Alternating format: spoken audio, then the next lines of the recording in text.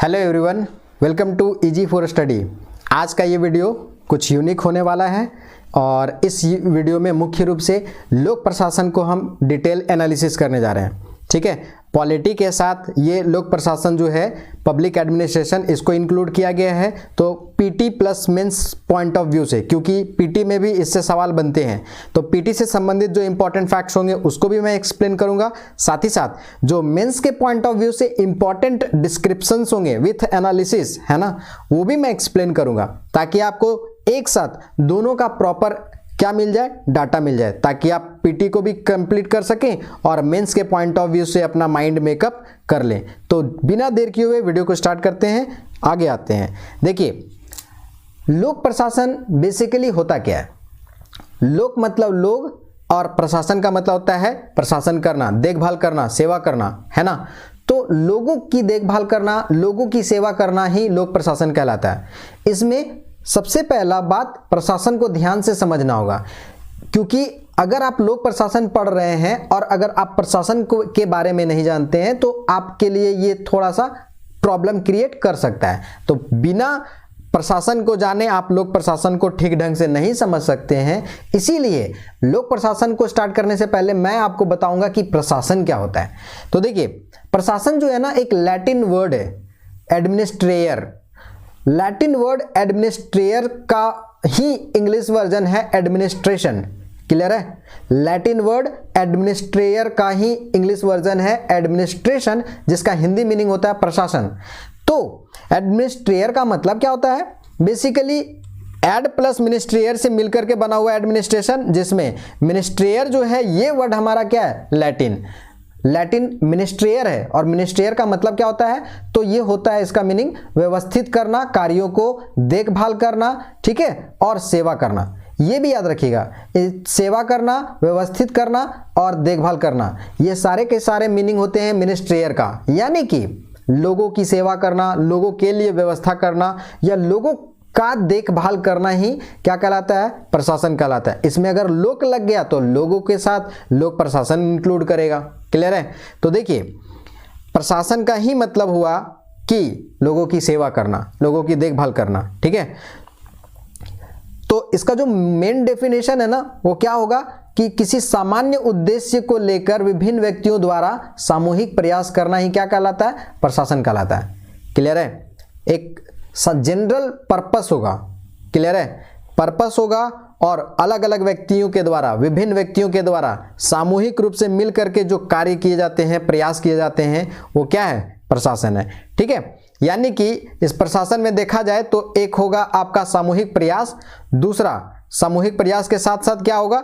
तो एक उद्देश्य भी होगा। इसके अलावा विभिन्न व्यक्तियों का इसमें समूह होगा। यानी ये तीन जो कंपोनेंट है ना, वो प्रशासन के कंपोनेंट है। क्लियर है? ये सारे के सारे जो कंपोनेंट हैं वो किसकी कंपोनेंट हैं? तो प्रशासन के। होप्स हो कि आपको यहाँ तक क्लियर हो गया होगा। देखिए, यहाँ पर एक और चीज़ ध्यान में रखिएगा कि जब आप कभी भी कोई पॉइंट को एक्सप्लेन कर रहे हैं तो सारे के सारे डेफिनेशंस और उनसे रिलेटेड स्कॉलर का नाम भी जरूर ध्यान में रखिएगा। प्रशासन को लूथर गुलिक महोदय नाम याद रखिएगा, थोड़ा अटपटा लगेगा आपको, ठीक है, पर कंसंट्रेट करने की कोशिश करिएगा। ये नाम आपको बार बार आने वाले हैं और बार बार आएंगे तो समय आपको प्रॉब्लम हो सकता है, इसलिए अभी से ही आपको माइंड मेकअप करके चलिए कि हाँ ऐसे ऐसे नाम आने वाले। लूथर गुलिक महोदय जो हैं वो लोक प्रशासन में बहुत ही इंपॉर्टेंट रोल प्ले करते हैं। इनका बहुत ही योगदान रहा है लोक प्रशासन के विकास में। तो लूथर गुलिक महोदय क्या बोले प्रशासन के बारे में? तो प्रशासन का संबंध निश्चित उद्देश्यों की पूर्ति हेतु कार्यों को करवाने से है। कार्यों को करवाने, ध्यान में रखिएगा। ठीक है, लूथर गुलिक महोदय का स्टेटमेंट था कि प्रशासन का संबंध निश्चित उद्देश्यों की पूर्ति करने के लिए, एक सर्टेन पर्पस होगा, टारगेट होगा, गोल होगा, लक्ष्य होगा, उसकी पूर्ति करने के लिए कार्यों को करवाना ही क्या है? लोक प्रशासन है। ठीक है, अब आगे देखते हैं। यहाँ तक हमको लगता है कि आपको समझ में आ गया होगा। लोक प्रशासन की विशेषताएं देखिए, लोक प्रशासन की या प्रशासन की विशेषताएं। लोक प्रशासन में आप खाली लोक लगा रहे हैं, माने लोगों के लिए लगा रहे हैं तो लोक प्रशासन बन रहा है। ठीक है, इतना ध्यान में रखिएगा। तो प्रशासन की विशेषताएं क्या है? तो प्रशासन की विशेषताओं को देखा जाए तो सबसे पहला है कि ये क्या है? प्रशासन एक सार्वभौमिक प्रक्रिया है। कैसी प्रक्रिया है? सार्वभौमिक प्रक्रिया। इसके अलावा प्रशासन में के दो प्रकार हैं, कौन कौन? एक है लोक प्रशासन और एक है निजी प्रशासन, ये इसकी विशेषताओं में आता है। और तीसरा जो विशेषता है वो क्या है? वो है प्रशासन कुछ निश्चित उद्देश्यों को लेकर विभिन्न व्यक्तियों द्वारा सामूहिक प्रयास ये किया जाता है, ये इसकी विशेषताओं में आता है। ठीक है, होप सो कि आपको यहाँ तक समझ में आ गया होगा। आगे चलते हैं। देखिए थोड़ा सा मैं इसको जूम कर देता हूँ ताकि आपको अच्छे से दिखे। ठीक है,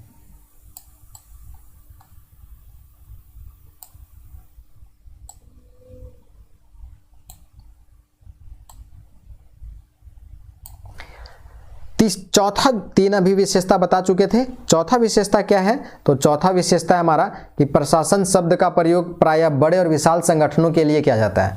ठीक है, लार्ज स्केल पे जो ऑर्गेनाइजेशन होते हैं ना, जिनका जो संगठन का जो क्षमता है वो विशाल है, तो उसमें क्या यूज होगा? शब्द प्रशासन। नेक्स्ट जो पांचवा विशेषता है वो हमारा क्या है? तो पांचवा विशेषता है कि प्रशासन के उद्देश्य व इसमें काम करने वाले व्यक्तियों के उद्देश्य में भिन्नता हो सकती है। देखिए प्रशासन का उद्देश्य अलग हो सकता है और इस प्रशासन में जो इन्वॉल्व लोग हैं उनकी जो उद्देश्य है उसका दोनों का जो उद्देश्य वो भिन्नता हो सकती है। कैसे बताते हैं एग्जाम्पल से? जैसे डिस्ट्रिक्ट में डिस्ट्रिक्ट में कार्य करते हैं डीसी साहब, तो डीसी साहब का टारगेट ये रहता है कि जल्द से जल्द कोई अच्छा कार्य करें और सेक्रेटरी लेवल तक, सचिवीय स्तर तक हम अपना प्रमोशन ले लें, यानी कि वहाँ उनका लक्ष्य है कि हमारा पदोन्नति हो। लेकिन प्रशासन का क्या उद्देश्य होगा वहाँ पर, डिस्ट्रिक्ट में प्रशासन का, कि जिला का विकास प्रॉपर हो। ठीक है, पूरी तरह से ऐसा डेवलपमेंट हो कि यहाँ के सभी लोगों खुशीपूर्वक रह सकें। तो प्रशासन का उद्देश्य है लोगों की सेवा करना, लेकिन डीसी साहब का उद्देश्य क्या है कि उनका प्रमोशन हो। तो व्यक्ति का उद्देश्य अलग और प्रशासन का उद्देश्य अलग, ये ध्यान में रखिएगा। ये इसकी विशेषता में आती है, प्रशासन की विशेषता में। तो डोनहम महोदय इन्होंने क्या बताया? डोनहम महोदय ने क्या बताया? तो देखिए डोनहम महोदय के अनुसार यदि आधुनिक मानव सभ्यता का पतन हुआ तो ऐसा मुख्यतः प्रशासन की विफलता के कारण होगा। यानी कि ह्यूमन बीइंग अगर यहाँ से एक्सटिंक्ट करता है ना, तो इसके पीछे रीजन क्या है? प्रॉपर एडमिनिस्ट्रेशन ना होना। ऑब्वियस ही बात है, बड़ी बड़ी सभ्यताओं का जो विनाश हुआ है, कहीं ना कहीं आप देखिएगा कोई एडमिनिस्ट्रेशन में कहीं ना कहीं कुछ खामियां रही होगी, कमियां रही होंगी। इसीलिए वो क्या होगा, पूरा का पूरा साम्राज्य तक ध्वस्त हुआ है, सभ्यता तक पूरा बर्बाद हो गई है, नष्ट हो गई है। तो सामाजिक जो हमारे यहाँ जो ह्यूमन बीइंग रह रहे हैं, इनका अगर पतन होता है तो इसमें सबसे बड़ी रिस्पॉन्सिबिलिटी या सबसे बड़ा रोल किसका रहने वाला है? प्रशासन का। ठीक है, होप सो कि आपको यहाँ तक समझ में आ गया होगा। अब देखिए प्रशासन के अलग अलग दृष्टिकोण हैं। क्या क्या दृष्टिकोण हो सकता है वो देखिए। सबसे पहला है प्रबंधकीय दृष्टिकोण। प्रबंधकीय दृष्टिकोण क्या होता है? तो प्रबंधकीय दृष्टिकोण का मानना है कि जो प्रशासन है उसमें पोस्टकोप से संबंधित गतिविधियां संपन्न करने वाले उच्च अधिकारी प्रशासन का भाग है। ये कैसा उद्देश्य है या कैसा दृष्टिकोण है? ये जो दृष्टिकोण है ये हमारा प्रबंधकीय दृष्टिकोण है। ध्यान रखिएगा, ये प्रबंधकीय दृष्टिकोण में पोस्टकोप से संबंधित गतिविधियां, आप समझिए कि पोस्टकोप क्या होता है।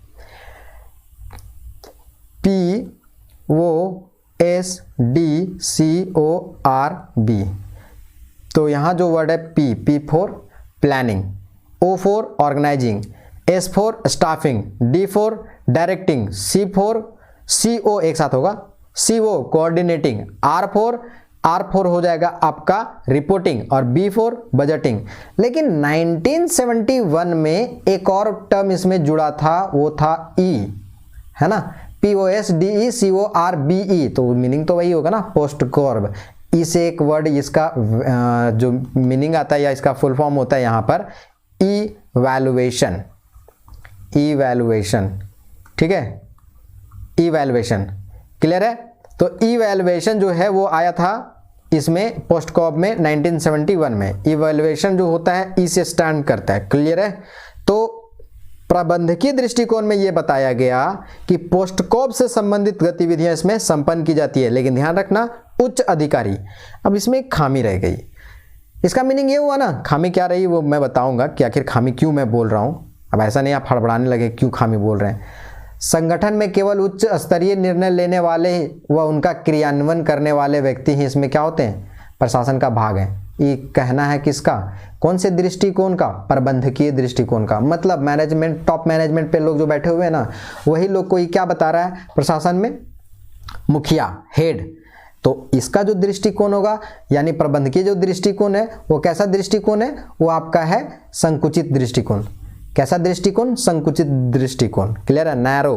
क्लियर है, प्रॉब्लम नहीं होना चाहिए। होप सो कि प्रबंधकीय दृष्टिकोण समझ में आ गया होगा। दूसरा जो है वो है हमारा एकीकृत दृष्टिकोण। एकीकृत दृष्टिकोण का मतलब क्या होता है कि इस दृष्टिकोण में संगठन में सभी कार्यों व प्रक्रिया, चाहे वो किसी भी स्तर का हो, किसी भी स्तर के कर्मचारी और द्वारा संपन्न किया जाए, वो प्रशासन का भाग है। मतलब एक जो जूनियर क्लर्क भी है ना वहाँ पे, वो भी प्रशासन का क्या है, भाग है।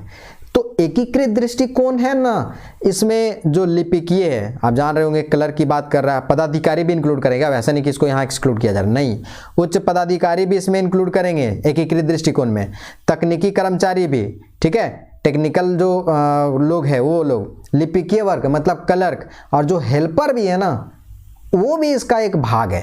क्लियर है, तो इसको हम कह सकते हैं कि ये जो दृष्टिकोण है वो कैसा दृष्टिकोण है, वो एक नैरो ना होकर के ब्रॉड दृष्टिकोण है। आगे आपको मिलेगा, देखिए आपको बताते हैं आगे। ये जो एकीकृत दृष्टिकोण है ना,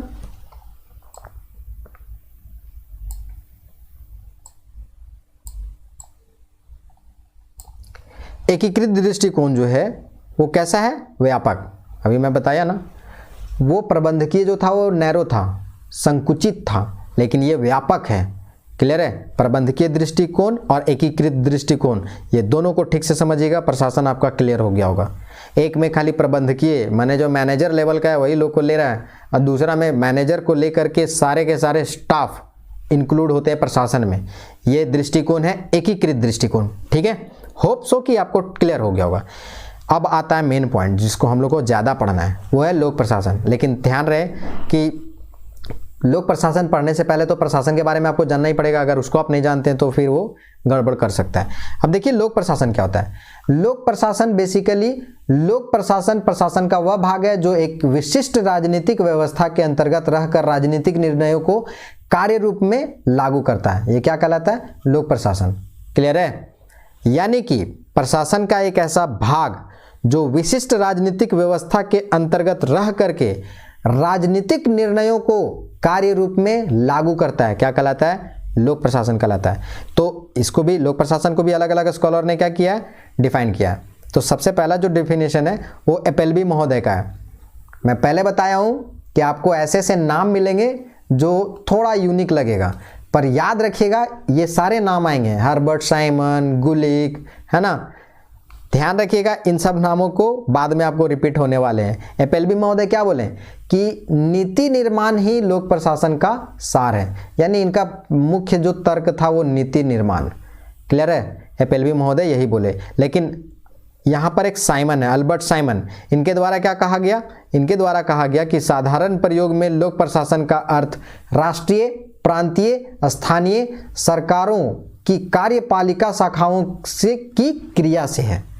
किसमें, राष्ट्रीय, प्रांतीय, स्थानीय सरकारों की कार्यपालिका शाखा की क्रिया से है। ठीक है, लेकिन एक और नाम याद रखिए। अब देखिए फिर से यूनिक नाम आ गया, फिफ्नर महोदय।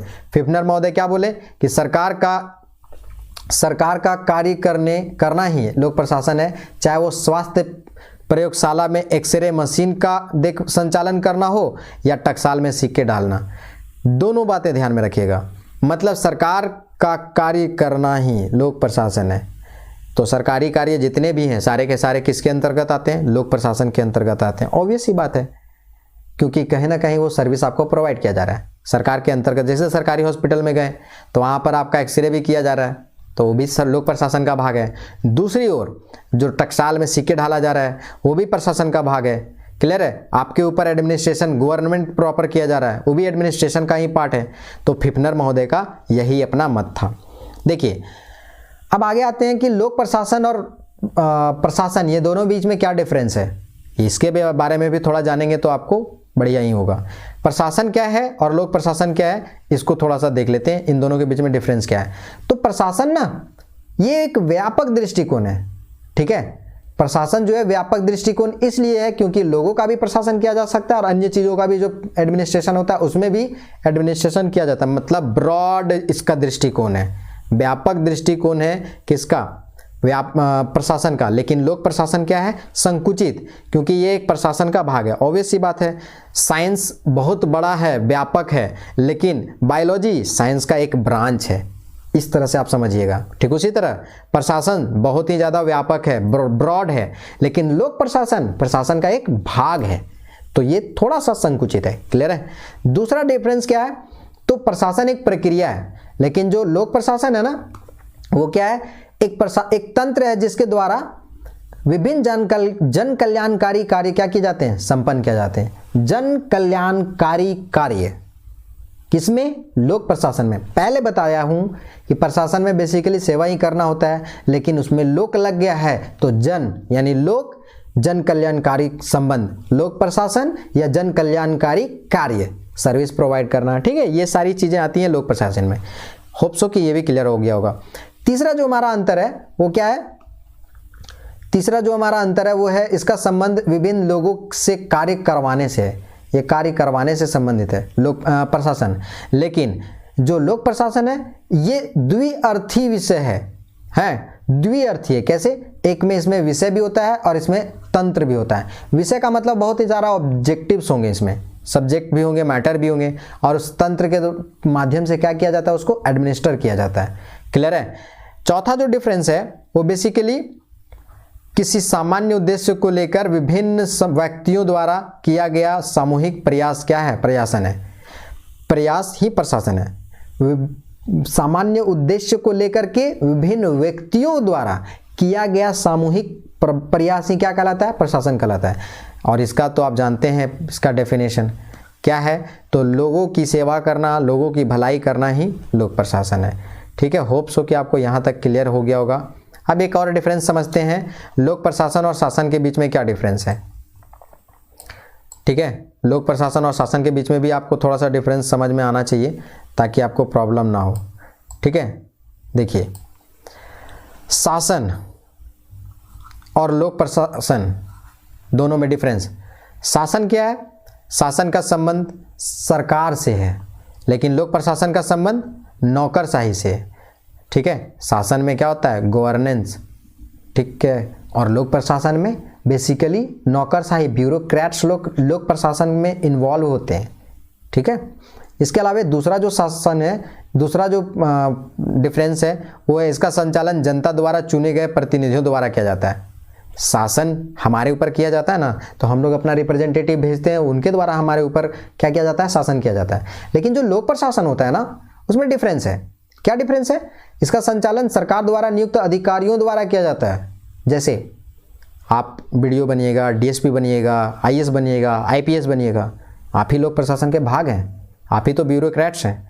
तो लोक प्रशासन में जो संचालन है सरकार द्वारा नियुक्त अधिकारियों द्वारा किया जाता है, लेकिन जो शासन है वो जनता द्वारा चुनी गई लोगों के द्वारा या जनता द्वारा चुनी गई जो प्रतिनिधि हैं उनके द्वारा शासन किया जाता है। होप सो कि ये वाला पार्ट भी समझ में आ गया होगा। तीसरा पॉइंट है हमारा, यह निर्देश संविधान से प्राप्त करता है। क्लियर है, मतलब शासन प्रशासन जो हमारे ऊपर किया जा रहा है वो उसको कहाँ से मिला है, राइट, तो वो हमारा संविधान से मिला हुआ है। लेकिन जो ब्यूरोक्रेट लोग काम करते हैं ना, लोक प्रशासन सरकार से निर्देशन पर कार्य करते हैं। सीएम है, ऑर्डर दे दिए, जांच करो जी, जांच कमेटी बिठाओ जी, तो जांच कमेटी बैठ जाएगा। तो सरकार बनी हुई है जनता के द्वारा, है ना, और वो सरकार क्या कर रही है, ऑर्डर कर रही है ब्यूरोक्रेट्स को। तो ब्यूरोक्रेट्स जो ऑर्डर प्राप्त कर रहा है ना, वो लोक प्रशासन का निर्देशन या लोक प्रशासन के कार्य कर रहे हैं। क्लियर है, सरकार द्वारा जो ऑर्डर दी गई है, सरकार के जो निर्देशन है उस पर कार्य कर रहे हैं ब्यूरोक्रेट्स या लोक प्रशासन में इन्वॉल्व लोग। ठीक है, होप सो कि तीसरा पॉइंट भी क्लियर हो गया होगा। अब देखिए अब चौथा पॉइंट हमारा क्या है, यह जनता के प्रति उत्तरदायी है, अतः यह जनता का जन सेवक कहा जाता है। एक टर्म याद रखिएगा, शासन में आएगा एक जन सेवक। जन सेवक किसको कहते हैं, जो जनता की सेवा करता है। ठीक है, और ये जो लोक प्रशासन वाला पार्ट है लोक प्रशासन में ये सरकार के प्रति उत्तरदायी होती है। लोग ब्यूरोक्रेट्स कुछ भी कांड करेगा ना तो सरकार पर गाज गिरता है। देखते होंगे कि कोई करप्ट ऑफिसर पकड़ाया है ना, तो क्या होता है, सरकार पर दबाव बढ़ जाता है। सरकार क्या करती है, लास्ट में एक्शन लेती है। तो ये ध्यान में रखिएगा कि सरकार जो है भेजी है ब्यूरोक्रेट्स को कार्य करने के लिए, वो कहीं ना कहीं ब्यूरोक्रेट जो है वो अपना सारा रिपोर्टिंग किसको देता है, सरकार को। तो जो ब्यूरोक्रेट्स कोई भी हरकत करेगा उल्टा पुल्टा, तो उसका रिस्पॉन्सिबिलिटी जो होता है ना, वो सीधा कहाँ पर गाज गिरता है, सरकार पर। लोग मांग करने लगते हैं। देखते होंगे कि पार्लियामेंट हाउस में ऐसे ऐसे मांग आने लग जाते हैं। हमारा जो लेजिस्लेचर होता है वहाँ पर हो जाता है, लेजिस्लेटिव असेंबली में होने लग जाता है। ठीक है, ये सब ध्यान रखिएगा लोक प्रशासन वाला में और शासन वाला में। नेक्स्ट जो 5वां डिफरेंस है ना, वो क्या है, तो शासन की मुख्य कार्य नीति निर्माण है। शासन में क्या होता है, लेजिस्लेचर ये कार्य क्या करती है, कानून बनाने का। लेकिन दूसरी ओर लोक प्रशासन जो है लेजिस्लेचर के द्वारा बने बनाए कानून को क्या करती है, क्रियान्वित करती है। क्लियर है, होप सो कि आपको यहां भी क्लियर हो गया होगा। अब हम आगे आते हैं। देखिए अब है प्रशासन और प्रबंध क्या होता है। इसको भी थोड़ा सा देखने लायक बना देते हैं ताकि आपको अच्छे से व्यू हो जाए।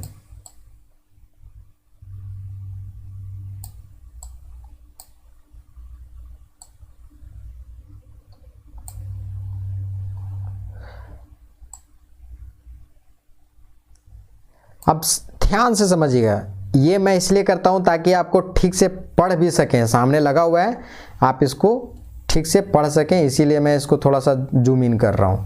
ठीक है,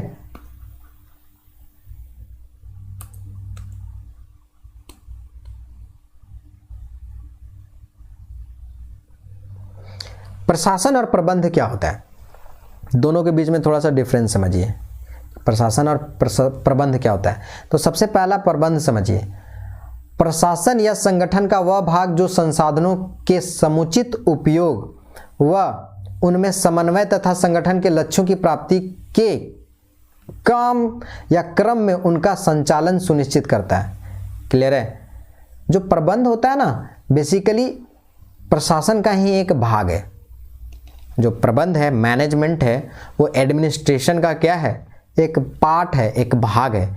जो क्या करती है, वो करती है संसाधनों का समुचित उपयोग, समन्वय करना और संगठन का जो लक्ष्य है ना उसको प्राप्त करने के लिए एकदम एश्योर करना, निश्चित कराना, सुनिश्चित कराना। ये कार्य किसका है, प्रबंध का। होप सो कि आपको ये भी क्लियर हो गया होगा। नहीं क्लियर होगा तो एक बार फिर से सुन लेना मेरी बातों को। ठीक है, देखो प्रबंध द्वारा प्रायः गुलिक द्वारा प्रतिपादित पोस्टकॉप संबंधित कार्य को क्या किया जाते हैं, संपन्न किए जाते हैं प्रबंध द्वारा। तो देखिए मान के चलिए कोई संसाधन है, ठीक है, संसाधन है, तो संसाधन का क्या होना चाहिए, समुचित उपयोग। ठीक है, मैनेजमेंट में बता रहे हैं संसाधन है तो उसका क्या होना चाहिए, समुचित उपयोग।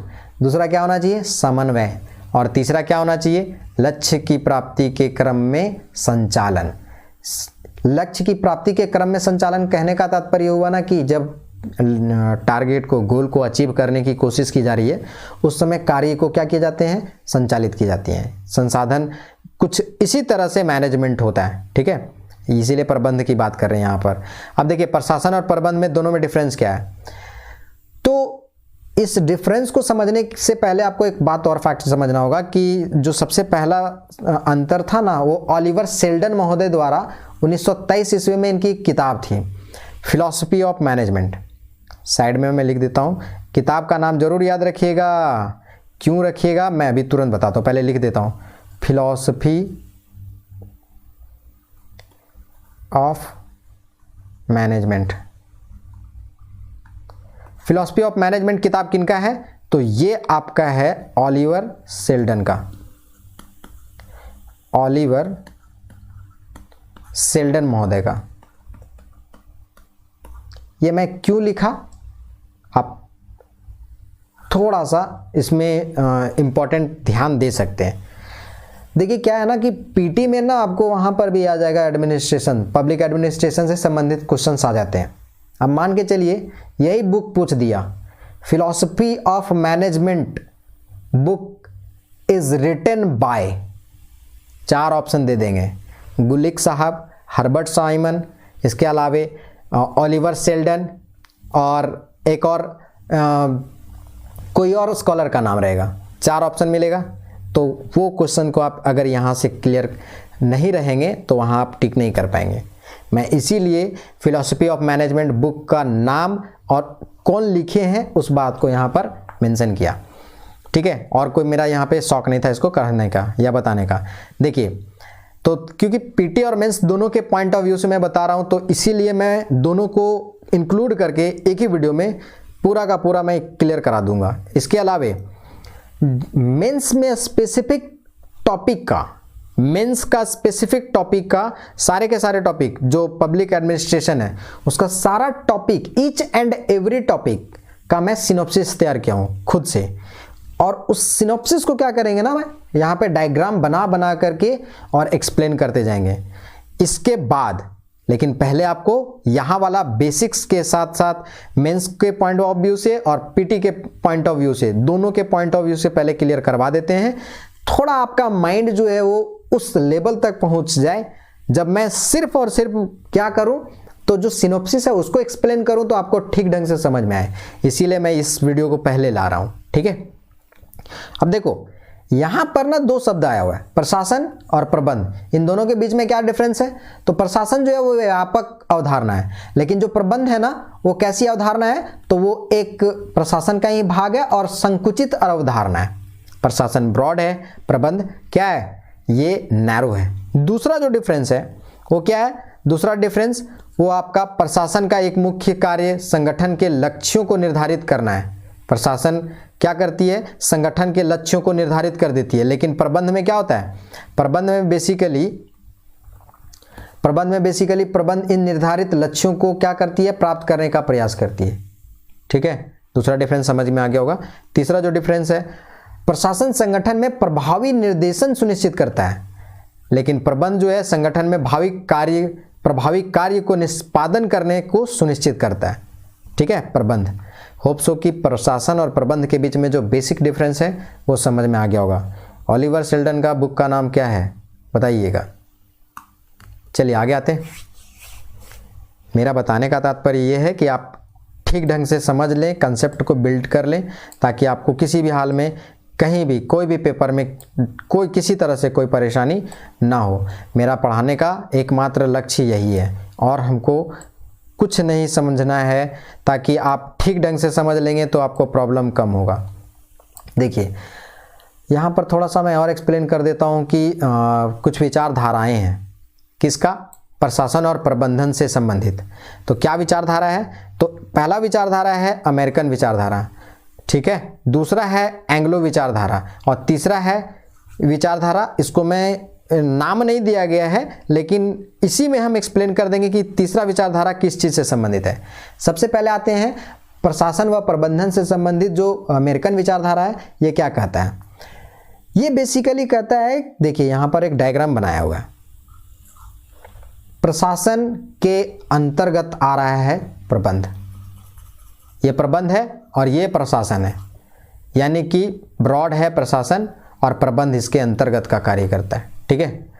यानी कि एक सर्वमान्य विचारधारा है, सबसे ज़्यादा इसी को माना जाता है अमेरिकन विचारधारा को, जिसका मानना है कि प्रशासन व्यापक है तथा प्रबंध इसमें क्या होता है? सम्मिलित है। ऊपर वाला जो डायग्राम बनाया हुआ है वही ना है कि यहाँ पर जो प्रशासन है वो आगे होगा और इसमें एक सर्कल में क्या है?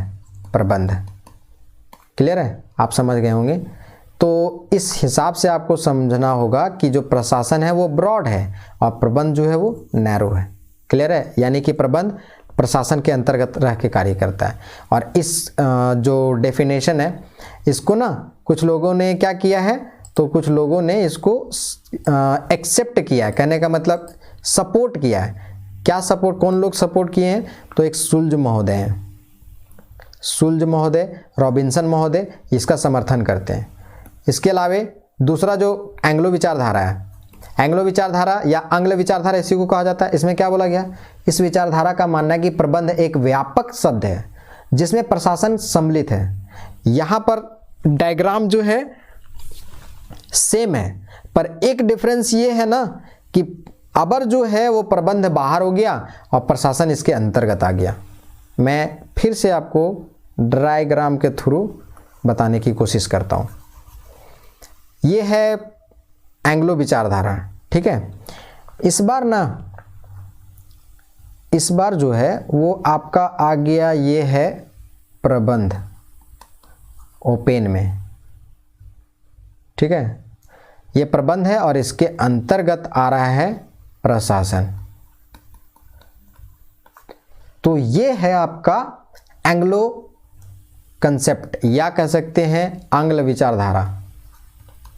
आंग्ल विचारधारा, होप सो कि आप ये भी समझ गए होंगे। मेरा यहाँ समझाने का तात्पर्य यही है कि आपका बेसिक कंसेप्ट क्लियर होना चाहिए। तो हो सकता है कि आप बोर फील कर रहे होंगे कि क्या बताया जा रहा है इस एट रैंडम। हो सकता है कि ये भी कि आपको समझ में भी ना आ रहा हो, प्रॉब्लम हो रहा हो, लेकिन आपको पढ़ना तो पड़ेगा। ऑप्शंस नहीं है और पढ़ाई का कोई शॉर्टकट नहीं है, ये भी आप ध्यान में रखिएगा। होप सो कि आपका ये क्लियर हो गया होगा। अब आगे आते हैं इसमें कि कौन लोग एंग्लो विचारधारा को सपोर्ट किए। तो यहाँ पर एक महाशय हैं जेपी डेनियल और जेम्स लुंडी, इनके द्वारा क्या है इस विचारधारा को एक्सेप्ट किया गया या क्या किया गया, इनको समर्थन दिया गया। अब तीसरी जो विचारधारा है ना उसको समझिए। इस विचारधारा का मानना है कि प्रबंध और प्रशासन एक दूसरे के पर्यायवाची हैं तथा दोनों के मध्य किसी प्रकार का अंतर नहीं है। यह है तीसरी विचारधारा। और फॉलेट, उर्विक और एमपी शर्मा आएगा और भी एमपी शर्मा और भी आएंगे। तो ये तीनों लोग जो हैं उनका मानना था कि प्रशासन और प्रबंध ये एक दूसरे के पर्यायवाची शब्द हैं और दोनों में कोई डिफरेंस नहीं है। फॉलेट, उर्विक महोदय और एमपी शर्मा इनके क्या हैं समर्थक हैं। एमपी शर्मा, तो देखिए यहाँ से भी क्वेश्चंस कैसे बन सकते हैं वो समझिए। अमेरिकन विचारधारा को एक्सेप्ट करने वाले विचारक कौन कौन, ठीक है। एंग्लो विचारधारा के समर्थन करने वाले विचारक कौन कौन पीटी पॉइंट ऑफ व्यू से, और तीसरी विचारधारा थी उसको समर्थन करने वाले कौन कौन से स्कॉलर, याद रखिएगा। 4 में 3 दिए हुए हैं, फॉलेट, उर्विक और एमपी शर्मा। कोई चौथा नया नाम दे देगा और बोल देगा कि इसमें से कौन नहीं है, तो उस समय आपको क्लियर करना होगा। होप सो कि आपको ये समझ में आ गया होगा। अब आपका मेन जो पॉइंट है ना PT plus mains of view से, वो यहाँ आने वाला है। लोक प्रशासन की प्रकृति, ये आपको सिलेबस में है और इसको आपको ठीक से समझना है। लोक प्रशासन क्या होता है ये मैं बता चुका हूँ। लोक प्रशासन की विशेषताएं क्या है ये भी बता चुका हूँ। अब लोक प्रशासन की प्रकृति क्या है अब मैं बताने जा रहा हूँ, ठीक है। देखो, लोक प्रशासन की जो प्रकृति है ना उसको समझने से पहले आपको बेसिक कंसेप्ट क्लियर करवाना जरूरी था, इसीलिए मैं थोड़ा सा यहाँ पर ज़्यादा समझा रहा था। अब मैं कोशिश ये करूँगा कि थोड़ा समझा करके आपको खुद माइंड को थोड़ा सा ब्रॉड करने की ज़रूरत होगी कि आप अंडरस्टैंडिंग खुद क्या कर सकें, उतना बढ़ा सकें जिससे कि आपको क्लियर हो जाए। इसके बावजूद अगर नहीं समझ में आएगा तो आप कमेंट बॉक्स में कमेंट ज़रूर किया करिए कि हाँ आपको यहाँ पर थोड़ा सा और एक्सप्लेन करने की ज़रूरत थी। आगे मैं इसमें विशेष ध्यान रखूँगा, ठीक है। देखो, लोक प्रशासन की प्रकृति में सबसे पहला प्रकृति है प्रबंधकीय व एकीकृत। तो 2 बात याद रखिएगा, प्रबंधकीय कैसे है और एकीकृत कैसे है, आगे बताएंगे। प्रबंधकीय दृष्टिकोण का मानना है इसका कि केवल उच्च स्तरीय प्रशासनिक जो कार्य हैं या निर्णय लेने वाले नीतियां हैं, कानून है, वही क्रियान्वयन को क्या किया जाता है, सुनिश्चित किया जाता है। मतलब ये है ना कि संगठन में उत्तरदायी व उच्च पदों पर आसीन व्यक्ति तथा उसके द्वारा कार्य लोक प्रशासन की प्रकृति को क्या करते हैं, स्पष्ट करते हैं। ये है प्रबंधकीय दृष्टिकोण। और प्रबंधकीय दृष्टिकोण को लोक प्रशासन की प्रकृति की प्रबंधकीय जो दृष्टिकोण है इसके समर्थक कौन है, समर्थक तो एक है साइमन और दूसरे हैं स्मिथ बर्न। साइमन और स्मिथ बर्न का नाम याद रखिएगा, साइमन और स्मिथ बर्न, इन दोनों का नाम याद रखिएगा। इस कंसेप्ट को या प्रबंधकीय दृष्टिकोण के क्या करने वाले हैं, समर्थक हैं। होप सो कि आपको ये पार्ट समझ में आ गया होगा। अब है एक दूसरा जो वो है एकीकृत दृष्टिकोण। ये एकीकृत दृष्टिकोण क्या है वो मैं थोड़ा सा बताता हूं। आपको व्यू अच्छे से आए इसीलिए मैं ये प्रयास करते रहता हूं, ठीक है, आप बोर मत होइएगा, व्यू अच्छे से आए इसीलिए मैं ये कर दे रहा हूं। चलिए, होप सो कि आपको अच्छा लग रहा होगा देखने में। अब आप खुद भी यहाँ पर देख करके समझ सकते हैं, इसीलिए मैं इसको थोड़ा जूम इन कर दे रहा हूँ। एकीकृत जो है महाप्रबंधकीय, अब देख लिए ना, अब एकीकृत समझिए। एकीकृत में बोल रहा है कि संगठन में उच्च स्तर से लेकर के निम्नतम स्तर तक कार्यरत समस्त कार्मिकों की क्रियाओं को यह दृष्टिकोण जो है लोक प्रशासन की प्रकृति में सम्मिलित करता है। और विलोबी और एल.डी. वाइट, यहाँ नाम याद रखिएगा, विलोबी का और एल.डी. वाइट का, यहाँ डी वाइट का, क्लियर है। एल.डी. वाइट और विलोबी एकीकृत जो है उस एकीकृत प्रकृति के समर्थक हैं। और एकीकृत में क्या कहा गया कि जो निम्नतम स्तर के लोग कार्य में इन्वॉल्व हैं वो, और जो संगठन के उच्चतम स्तर पर बैठे हुए लोग हैं वो, दोनों समस्त रूप से जो कार्य करते हैं वो आता है एकीकृत प्रकृति में, प्रशासन की एकीकृत प्रकृति में। क्लियर है? होप सो कि आपको ये भी पॉइंट समझ में आ गया होगा। आगे आते हैं, और पीछे भी आपको बताएं प्रबंधकीय दृष्टिकोण के कौन है समर्थक, तो पीटी पॉइंट ऑफ व्यू से बन रहा है। यहाँ पर एकीकृत जो प्रकृति है, लोक प्रशासन के एकीकृत प्रकृति के जो समर्थक हैं वो कौन कौन है, समर्थक कौन कौन है वो दे देगा आपको। उसमें से विलोबी और वाइट है, कुछ ऐसे लोग होंगे जो नहीं होंगे, उससे सवाल बन सकता है, तो ध्यान रखिएगा इस बात को भी। नेक्स्ट देखिए, दूसरा प्रकृति क्या बोलता है? दूसरा प्रकृति बोलता है कि लोक प्रशासन विज्ञान और कला के रूप में। कैसे है? तो विज्ञान और कला के रूप में जो समर्थक है ना, विलोबी, विल्सन और मर्सन, यहाँ पीटी पॉइंट ऑफ व्यू से कि लोक प्रशासन विज्ञान या कला के रूप में जो समर्थक हैं वो निम्न में से कौन नहीं है? विलोबी, विल्सन, मर्सन और एल.डी. वाइट। तो देखिए, विज्ञान कला के रूप में एल.डी. वाइट को यहाँ पर इंक्लूड नहीं किया गया है, दैट मीन्स वो ऑड वन आउट हो गए, वहाँ एलिमिनेट हो जाएंगे एल.डी. वाइट, तो और वो सही होगा आंसर कि ये लोक प्रशासन के विज्ञान या कला के रूप में प्रकृति को नहीं मानने वाले हैं एल.डी. वाइट। उनका कहना है एकीकृत दृष्टिकोण ही। क्लियर है? चलो अब समझो कि लोक प्रशासन जो है ना वो विज्ञान के रूप में कैसे, तो लोक प्रशासन विज्ञान के रूप में है, इसको एक्सप्लेन करने के लिए आपको 2-3 पॉइंट से होके गुजरना होगा। ठीक है, 2-3 पॉइंट 4 पॉइंट से होकर के समझना होगा कि कैसे। तो विज्ञान के रूप में, जैसा कि आप जानते हैं कि विज्ञान में क्या होता है, सर्वमान्य सिद्धांत और नियम, और सिद्धांत जो है वो सार्वभौमिक यानी यूनिवर्सल ट्रूथ की बात करता है विज्ञान, और उसका एक प्रॉपर प्रिंसिपल होता है। तो लोक प्रशासन भी प्रिंसिपल के आधार पर ही कार्य करता है, ये भी बात भी ध्यान में रखिएगा। एग्जाम्पल समझिए, जैसे पद सोपान का आता है कंसेप्ट, आदेश की एकता रहती है, ये सब प्रिंसिपल्स हैं किसके? पब्लिक एडमिनिस्ट्रेशन के। ठीक उसी तरह जैसे साइंस का जो है प्रिंसिपल, इसके अलावा निर्देशन की एक नियंत्रण का क्षेत्र है, संचार है, पर्यवेक्षण है, ठीक है, मोटिवेशन है, तो ये सारी केंद्रीकरण है, विकेंद्रीकरण है, सेंट्रलाइजेशन, डिसेंट्रलाइजेशन, सब क्या है? तो लोक प्रशासन का विज्ञान के रूप में ये सारे पॉइंट को इंक्लूड किया जाता है। दूसरा क्या है बात कि अलग अलग प्रकार की वैज्ञानिक विधियां प्रयुक्त की जाती है। ठीक है, विज्ञान की भांति विभिन्न वैज्ञानिक विधियां प्रयुक्त की जाती है, जैसे सीपीएम मॉडल। सीपीएम मॉडल क्या है? Critical path method. आप पब्लिक एडमिनिस्ट्रेशन पढ़ रहे हैं तो एक PERT मॉडल भी है। PERT का फुल फॉर्म क्या होता है? इन पब एड। देखो यहाँ शॉर्ट में लिखा हूँ, पब एड मतलब PUB से पब्लिक और AD से एडमिनिस्ट्रेशन। ठीक है, PERT का फुल फॉर्म आप बताओ क्या होता है इसका मीनिंग। आप लास्ट में नहीं होगा तो मैं या तो इसको बता दूंगा या तो मैं नेक्स्ट वीडियो में बताऊंगा। आपका पहले कमेंट देख लेता हूँ कि हाँ आप सच में सीरियस कैंडिडेट हैं या बस हल्के में। ठीक है, थोड़ा बहुत आपको भी होमवर्क देता जाऊंगा ताकि आप भी घर में पढ़ो। देखो, अब लोक प्रशासन विज्ञान की भांति मूल्य मुक्त है। विज्ञान की भांति मूल्य मुक्त है लोक प्रशासन।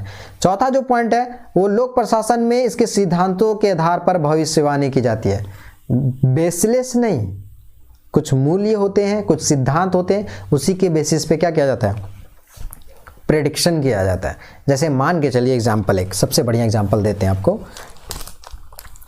सबसे बढ़िया एग्जाम्पल ये होगा कि आप IMD में बैठे हुए हैं, मेट्रोलॉजिकल डिपार्टमेंट में बैठे हुए हैं, तो वहाँ पर एक प्रिंसिपल होता है कि साइक्लोन के अकर होने का क्या कारण हो सकता है, समुद्र में हवाएं कितनी तेज़ चल रही हैं, समुद्र का जो वाटर है वो कितना गर्म हो रहा है। ये सारे प्रिंसिपल हैं, ठीक है।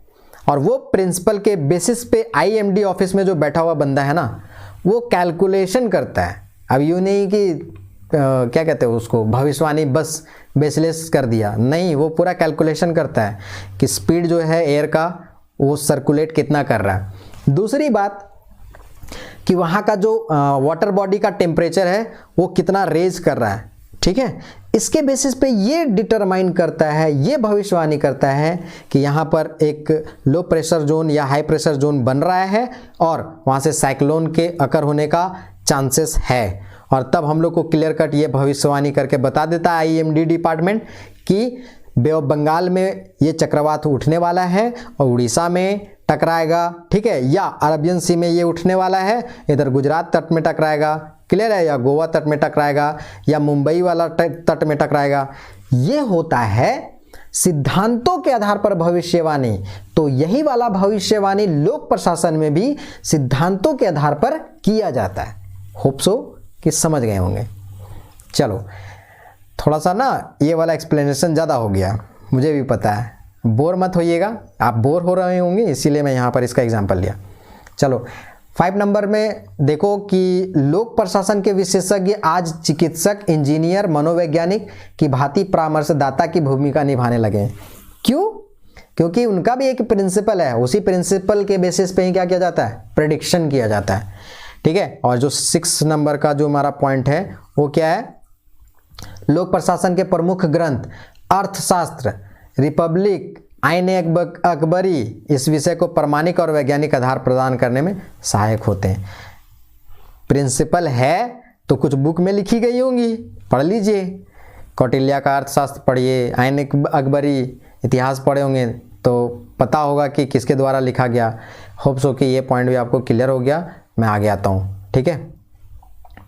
अभी तो मैं बता रहा था लोक प्रशासन किस रूप में, तो अभी मैं बता रहा था लोक प्रशासन साइंस। अब मैं बताने जा रहा हूँ लोक प्रशासन किस विषय में, तो लोक प्रशासन कला के विषय में। कैसे है कला के विषय में, तो अभी एक्सप्लेन कर देता हूँ कि कैसे है ये कला।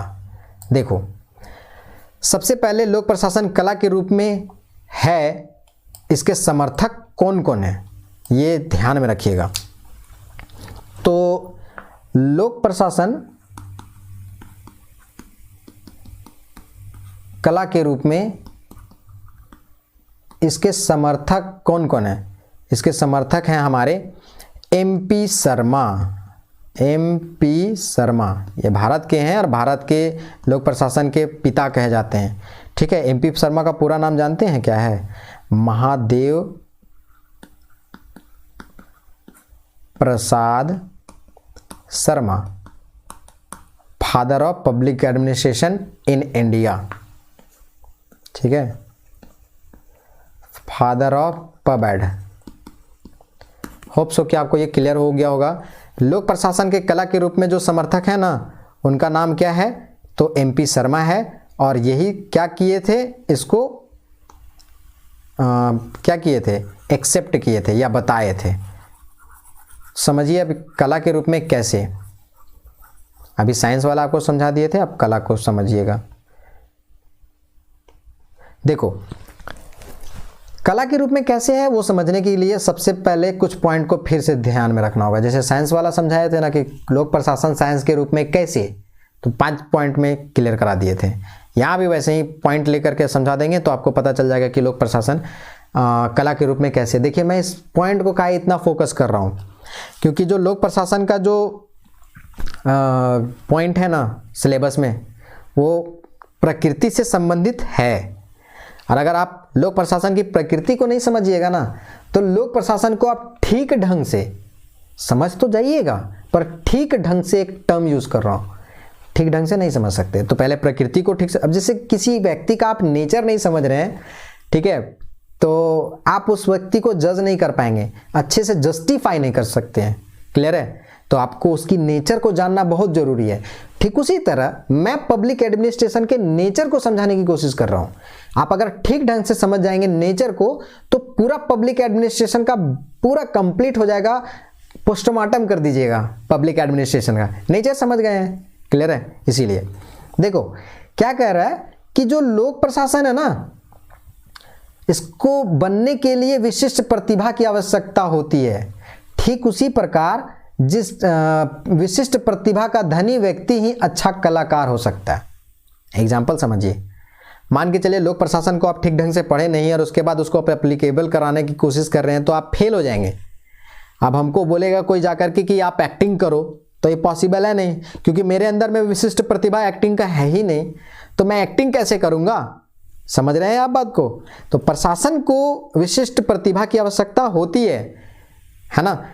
आपको समझना पड़ेगा, प्रॉपर आपको एडमिनिस्ट्रेशन को जानना पड़ेगा, तब आप बढ़िया से एक अच्छा एडमिनिस्ट्रेटर बन पाएंगे। ठीक उसी तरह जैसे किसी कला में पारंगत व्यक्ति, जैसे पेंटिंग में कोई बहुत ज़्यादा पारंगत होता है, उसका ड्राइंग बहुत ही शानदार, तो उसको उतना प्रैक्टिस किया है, उतना उसमें महारत हासिल किया है, तब वो बना रहा है। अब मेरे जैसा ड्राइंग करने दे दोगे तो फिर क्या बताएं, मेरा ड्राइंग बहुत चौपट है। और ड्राइंग से याद आया कि कभी भी ना जब आप राइट डाउन करें मेंस में, तो ज़रूर ड्रॉ करते रहिएगा।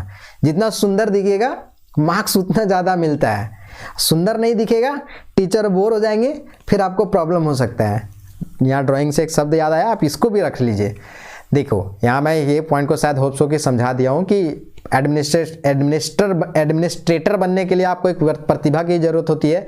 ठीक उसी प्रकार जिस प्रकार किसी विशिष्ट प्रतिभा का धनी व्यक्ति एक अच्छा कलाकार बन सकता है, चाहे वो आर्टिस्ट किसी तरह से हो, प्रैक्टिस तो उसको करना होगा, उसमें वो क्वालिटी होनी चाहिए। दूसरा पॉइंट थोड़ा सा समझ लीजिए, प्रशासन की कला की भांति व्यक्तित्व पर निर्भर करता है। अब मेरा व्यक्तित्व है पढ़ाने का, हमको दे दीजिएगा जाके क्रिकेट खेलने, तो हम एक 0 रन पे आउट नहीं हो जाएंगे। हालांकि ऐसी बात नहीं है, अपने समय में बहुत क्रिकेट खेलते थे। चलो तीसरा पॉइंट क्या है? प्रत्येक कलाकार में सृजनात्मक क्षमता होती है, क्रिएटिविटी, है ना। नसरुद्दीन शाह या नाना पाटेकर, ये लोग अपने ज़माने के एकदम क्या कह सकते हैं, ज़बरदस्त वाला आर्टिस्ट है। ये लोग बहुत ही ज़्यादा इनमें टैलेंट भरा पड़ा है। तो सृजनात्मक जो क्षमता होती है ना, वो क्या करता है, उसको यूनिक बना देता है। आपको पब्लिक एडमिनिस्ट्रेशन बहुत लोग पढ़ाएंगे, पर अगर हम कुछ यूनिक ना दें, अच्छे से नहीं बताएं, तो फिर आप मेरे से क्यों पढ़ेंगे? सिंपल सा फंडा है ना। तो मैं उस बात कर रहा हूं कि पढ़ाने का मेरे पास अगर शैली है तो आप अच्छे से पढ़ पाएंगे। अदरवाइज बहुत सारे मार्केट में हैं, बहुत सारे पढ़े हुए हैं और वो आपको अच्छे से पढ़ा पा रहे हैं, तो आप वहां पे जाके कनेक्ट हो सकते हैं। क्लियर है? ये मेरा अपना अप्रोच है। क्लियर है? जैसे यहाँ पर तीसरा पॉइंट में यही बताया कि कलाकार में सृजनात्मक क्षमता होती है, ठीक उसी प्रकार एक प्रशासक भी सृजनात्मक क्षमता के माध्यम से नवाचार करता है। हर बार मैं यूनिक करने की कोशिश कर रहा हूँ, इनोवेटिव आइडियाज़ के साथ मैं काम कर रहा हूँ। ठीक है, हर बार मैं कुछ अलग देने की कोशिश कर रहा हूँ। क्यों? ताकि आप अच्छे से समझ पाए। इसीलिए लोक प्रशासन भी ये क्या है, कला के रूप में जाना जाता है। क्लियर है? हम भी एडमिनिस्ट्रेशन कर रहे हैं खुद को। चलो नेक्स्ट पॉइंट है 4 नंबर जो पॉइंट है हमारा, प्रशासन की कला के भांति में देश काल के अनुसार परिवर्तन होता है। पॉलिटिकली अनस्टेबल सीन है, तो वहाँ पर थोड़ा सा हो सकता है कि प्रशासन में कुछ चेंजेज आए। बहुत सारे फैक्टर से डिपेंड करता है, बहुत सारे फैक्टर पर डिपेंड करता है एडमिनिस्ट्रेशन। तो ठीक उसी तरह देश काल के अनुसार ये परिवर्तन हो सकता है। 5वां पॉइंट क्या कह रहा है? 5वां पॉइंट कह रहा है कि प्रत्येक कला की अभिव्यक्ति हेतु माध्यम की आवश्यकता होती है। ठीक उसी प्रकार एक प्रशासन के माध्यम से संगठन की नीतियां और संगठन के परिवेश, ये तीनों पॉइंट जो हैं वो क्या है, ये पार्ट हैं या ये माध्यम है। ठीक है, एडमिनिस्ट्रेशन का। छठा क्या है? छठा जो पॉइंट है वो है कलाकार बनने हेतु प्रशिक्षण प्रशिक्षण होता है, अभ्यास होता है, इसकी आवश्यकता होती है। ठीक उसी तरह एक प्रशासन में प्रशासनिक क्षमता, कौशल, दक्षता के विकास हेतु प्रशिक्षण की आवश्यकता होती है। बनिए ना, डीसी साहब बनिए, आईएएस बनिए, आईपीएस बनिए, बीडीओ बनिए, डीएसपी बनिए, सब जगह जाइएगा आप एक बार ट्रेनिंग सेंटर में। क्यों? ताकि आपको स्किल दिया जाए कि आपको कैसे एडमिनिस्ट्रेशन करना है। आपके पास अगर स्किल नहीं रहेगा, आप अभी पढ़ रहे हैं और आपको डायरेक्ट उठा करके डीसी के चेयर पे बिठा दिया जाएगा ना, तो आप हैंग आउट हो जाएंगे। रीज़न क्या है? इतने ज़्यादा प्रेशर आएगा, बहुत ही ज़्यादा प्रेशर आएगा, आप हैंडल नहीं कर पाएंगे। ठीक है, तो वो प्रेशर को बियर करने का क्षमता आप में विकसित कर दिया जाता है। इसीलिए देखते होंगे कि एक सर्टेन पीरियड के लिए उनको ट्रेंड किया जाता है, ट्रेनी के रूप में भी उनको सिखाया जाता है कार्य को। ठीक है, ये प्रशासन में ऐसे होते हैं। ठीक उसी प्रकार जिस प्रकार एक जो आर्टिस्ट है वो क्या करता है? प्रैक्टिस करता है, उसका ट्रेनिंग लेता है। जैसे आपको कलाकार बनना है तो दिल्ली में है एक नेशनल स्कूल ऑफ ड्रामा शायद, वहाँ से एक मेरा दोस्त कर रहा था, हो गया, निकल गया, बना नहीं है अभी तक, स्ट्रगलिंग फेज में है। तो नेशनल स्कूल ऑफ ड्रामा से जाकर के आप अगर ट्रेनिंग करके निकलते हैं तो आपको ऑब्वियस है कि आपको वो सारे प्रशिक्षण दिए जाएंगे। ठीक उसी तरह लबासना से या स्काइपा से पढ़ के निकलते हैं तो फिर आप वीडियो और उसके बाद आईएएस और आईपीएस या डीसी साहब, ठीक है, बन सकते हैं। क्लियर है? तो यहाँ पर ट्रेनिंग की बात किया गया कला के रूप में। नेक्स्ट पॉइंट है, जिस प्रकार कला का विकास धीरे धीरे हुआ ना, उसी प्रकार प्रशासन का भी विकास क्या हुआ है? जिस प्रकार कला का विकास धीरे धीरे हुआ है, उसी प्रकार प्रशासन का विकास भी निरंतर हो रहा है। हर दिन आप देख रहे होंगे एडमिनिस्ट्रेशन में नए नए पार्ट जुड़ते जा रहे हैं, इनोवेटिव आइडियाज आते जा रहे हैं। क्यों?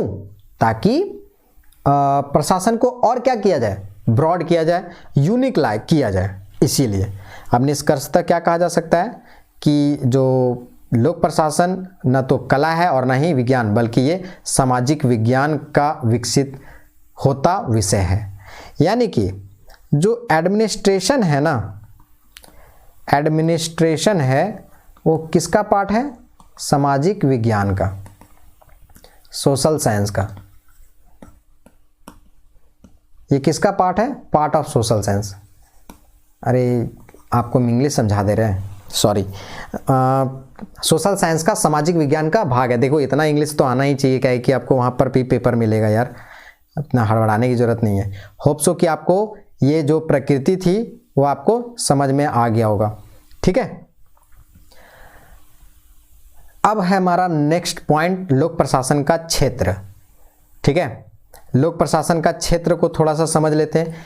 स्कोप, और ये भी पार्ट है सिलेबस में, ये पार्ट है और इसको आपको जानना चाहिए। कुछ नया यहाँ पर मिलेगा भी, इसलिए थोड़ा सा पेशेंस बनाए रखिएगा। देखिए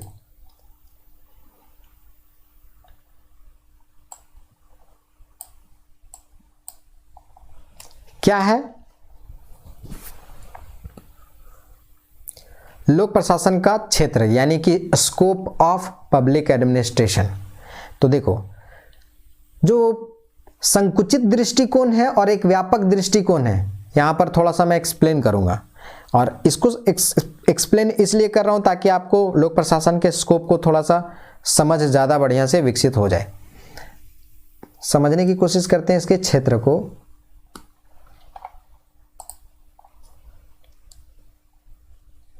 देखिए, संकुचित दृष्टिकोण में क्या कहा गया हो। आराम से इसलिए पढ़ा रहे हैं, हो सकता है आप लोग बोर हो रहे होंगे, आराम से इसलिए पढ़ा रहे हैं ताकि आप लोग थोड़ा क्या कर सकें, कंसंट्रेट कर सकें और अपना भी कुछ कुछ ध्यान यहाँ लगा सकें। इतना इसीलिए जूम इन करके पढ़ा रहा हूँ। संकुचित दृष्टिकोण में क्या बताया गया? इस दृष्टिकोण में का मानना है कि प्रशासन का संबंध केवल कार्यपालिका से है, जो विधायिका द्वारा निर्मित निर्णयों नीतियों के क्रियान्वयन करने वाला तंत्र है।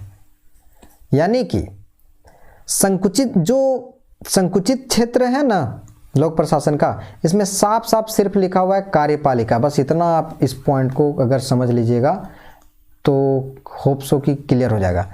सिर्फ कार्यपालिका की बात करेगा लोक प्रशासन का। जो संकुचित दृष्टिकोण है ना, सिर्फ कार्यपालिका की बात करेगा।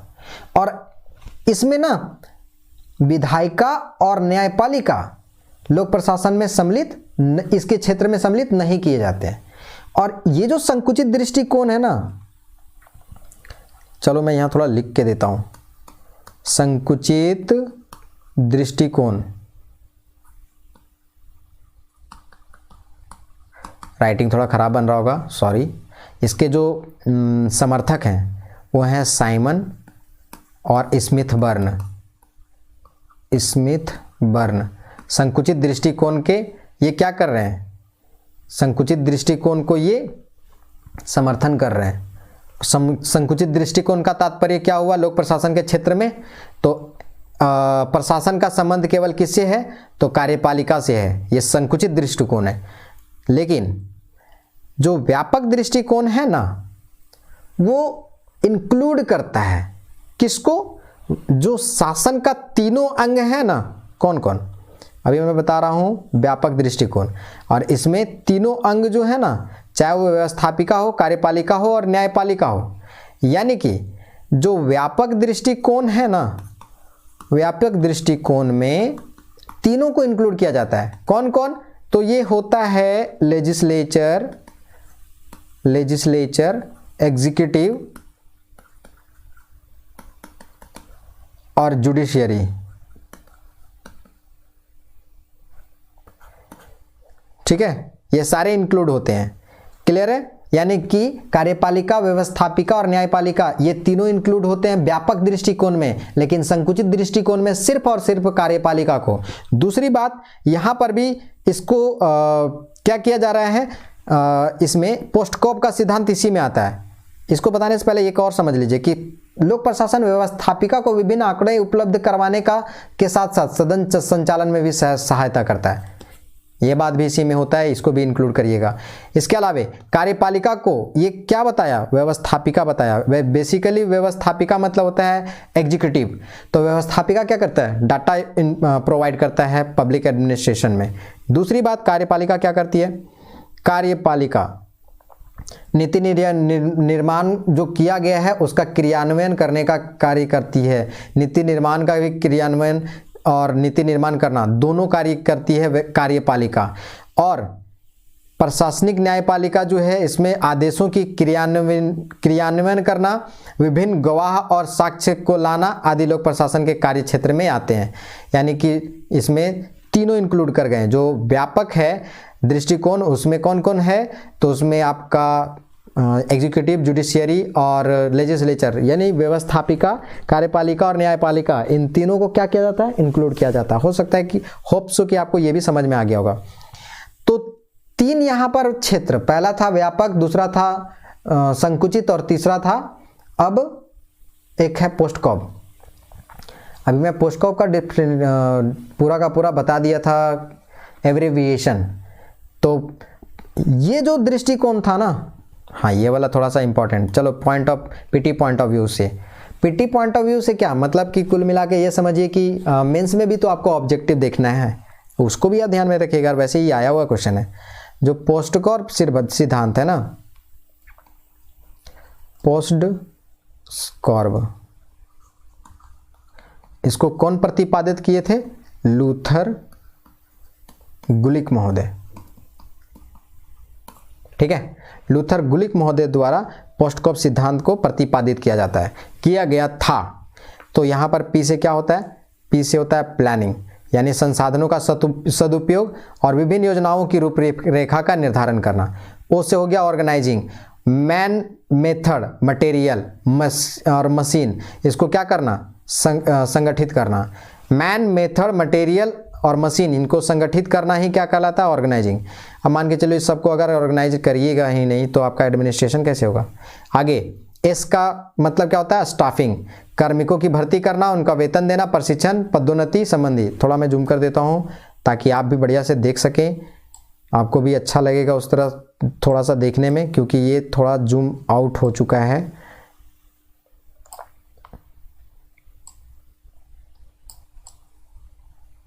चलो S4 क्या बताया मैं, यहां पर ना पहले हाईलाइट कर दिए थे इसलिए यहां दिख रहा है। S4 क्या होता है, स्टाफिंग, कार्मिकों की भर्ती करना, वेतन देना, प्रशिक्षण, पदोन्नति। D4 डायरेक्टिंग, उच्च अधिकारियों द्वारा अधीनस्थों को निर्देश और मार्गदर्शन का कार्य करना, प्रदान करना, ठीक है। डायरेक्शन वही ना देगा। कोऑर्डिनेशन भी होता है एक, कोऑर्डिनेशन, ठीक है। कोऑर्डिनेशन का मतलब हुआ संगठन में विभिन्न व्यक्तियों व संगठन की विभिन्न इकाइयों के माध्यम से समन्वय स्थापित करना। कोऑर्डिनेशन नहीं होगा ना तो प्रॉपर एडमिनिस्ट्रेशन नहीं हो सकता है। एग्जाम्पल समझिए, थोड़ा यूनिक लगेगा। एक जगह मैं पेपर में पढ़ रहा था कि जो सीईओ साहब थे और बीडीओ साहब थे, ये दोनों क्या हो गए, भिड़ गए। क्या को लेकर के, तो मंच पर चेयर को लगाने को लेकर के कि यहाँ पर कौन बैठेगा और यहाँ पे कौन बैठेगा, ठीक है। प्रॉपर कोऑर्डिनेशन नहीं हुआ तो वहाँ पर दिख गया।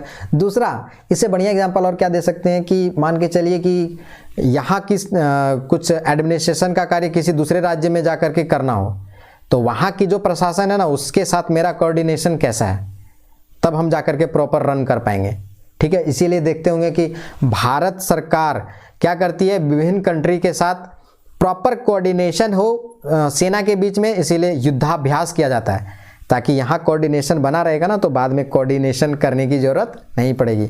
ये वाला थोड़ा सा ज़्यादा मज़ेदार वाला एग्जाम्पल था, ठीक है। नेक्स्ट देखिए, कोऑर्डिनेशन हो गया। आर से हो गया रिपोर्टिंग। रिपोर्टिंग का मतलब ये हुआ ना कि अपने अधीनस्थ अपने बॉस को क्या करेगा, सारे के सारे बात को अवगत कराएगा कि क्या क्या ऑब्स्टेकल आ रहा है, चुनौतियाँ क्या क्या आ रही है। और बी से क्या आएगा, बी से आपका आएगा बजटिंग। बजटिंग बनाना मतलब संगठन की आय व्यय का ब्यौरा, वित्त प्रशासन, ठीक है। ये सारे के सारे किस में कार्य किए जाते हैं, बजटिंग में। इसके अलावा 1971 में भी बताया था पहले भी कि एक वर्ड यूज हुआ था वो इवैल्यूएशन का, ठीक है।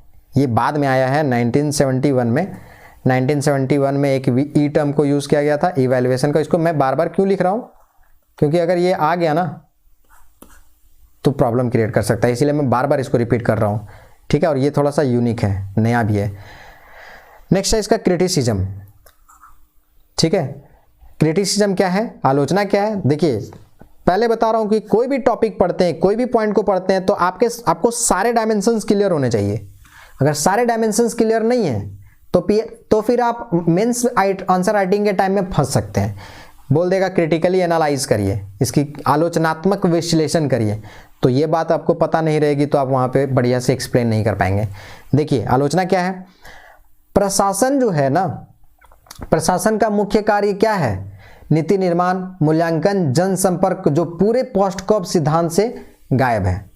कैसे, इसका आलोचना समझिए। प्रशासन का जो मुख्य कार्य होता है नीति निर्माण करना, मूल्यांकन करना, जनसंपर्क, जो पूरे पोस्ट कॉप सिद्धांत से क्या है, गायब है। पोस्ट कॉप सिद्धांत में ये सब है ही नहीं है। कहाँ आपको मिला कि नीति निर्माण करना है, ठीक है, जनसंपर्क कहाँ करना है, तो ये क्या कहा जाता है, इसका आलोचना है। दूसरा जो पॉइंट है ना वो कहता है कि जन कल्याण जो लोक प्रशासन का दर्शन है पोस्ट कॉप सिद्धांत में कहीं भी दिखाई नहीं देता है। तो ये जो मैं बता रहा हूं ना क्रिटिकल एनालिसिस है किसका, पोस्ट कॉप सिद्धांत का।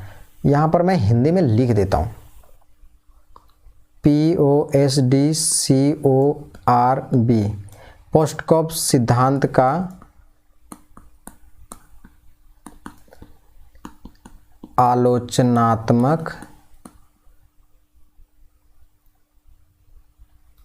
विश्लेषण।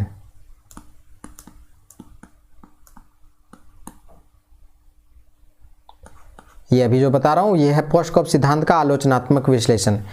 तो पहला क्या बताएं कि प्रशासन का जो मुख्य कार्य होता है नीति निर्माण करना, मूल्यांकन करना, जनसंपर्क, जो पोस्ट कॉप सिद्धांत में कहीं दिख ही नहीं रहा है, तो इसका आलोचना किया जाता है। किसका, पोस्ट कॉप सिद्धांत का।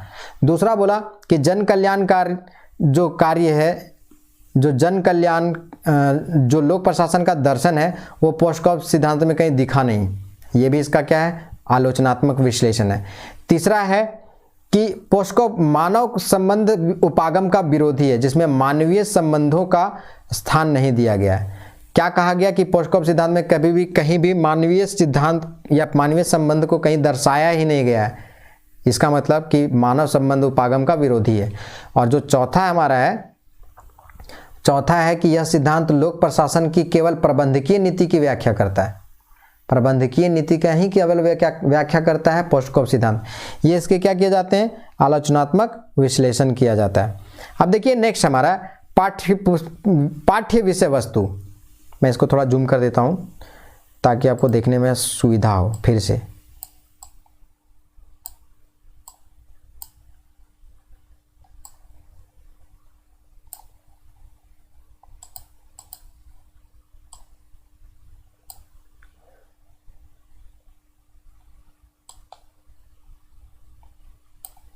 चलो, जो नेक्स्ट हमारा इसका ये है ना क्षेत्र स्कोप, वो है पाठ्य विषय वस्तु दृष्टिकोण।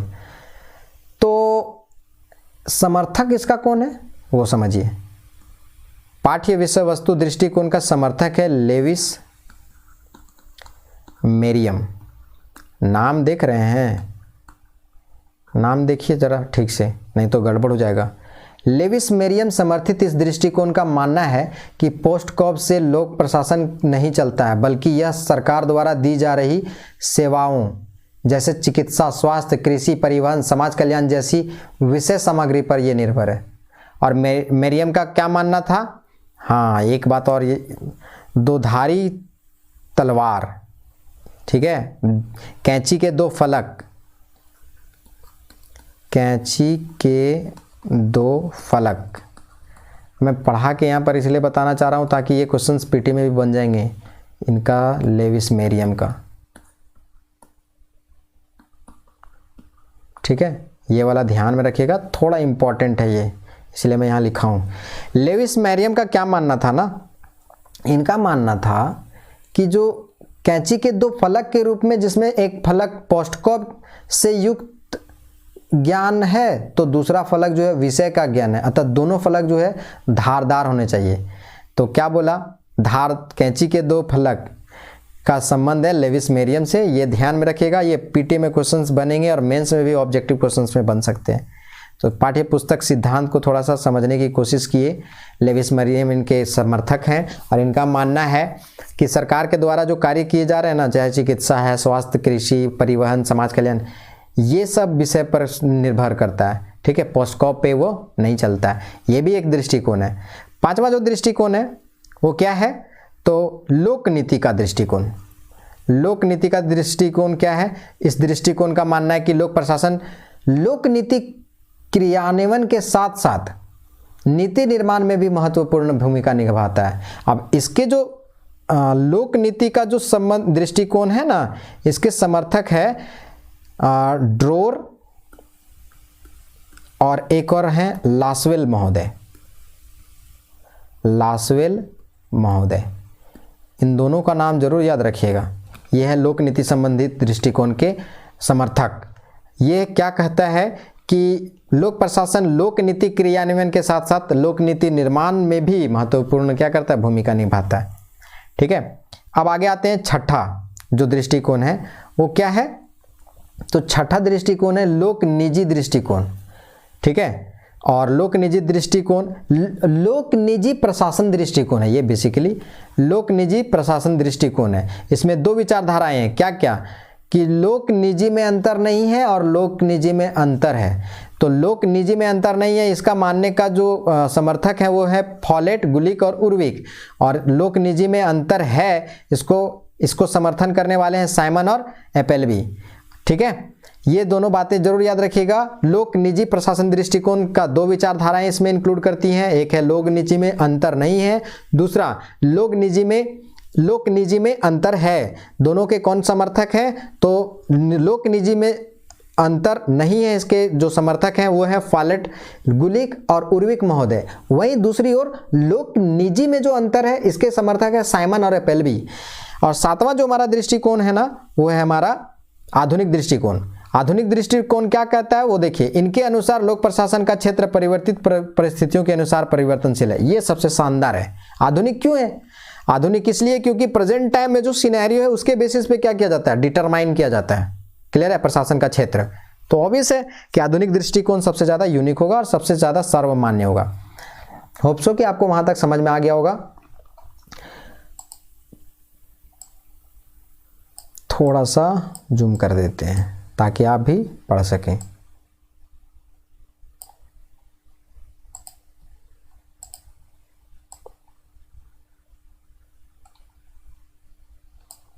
देखो यहाँ पर एक बात और याद रख लेना, आधुनिक दृष्टिकोण वाला में, आधुनिक दृष्टिकोण वाला में क्या बताया गया, जिस प्रकार राज्य के कार्य क्षेत्र में वृद्धि होती है उसी प्रकार लोक प्रशासन का कार्य क्षेत्र भी बढ़ता चला जाता है।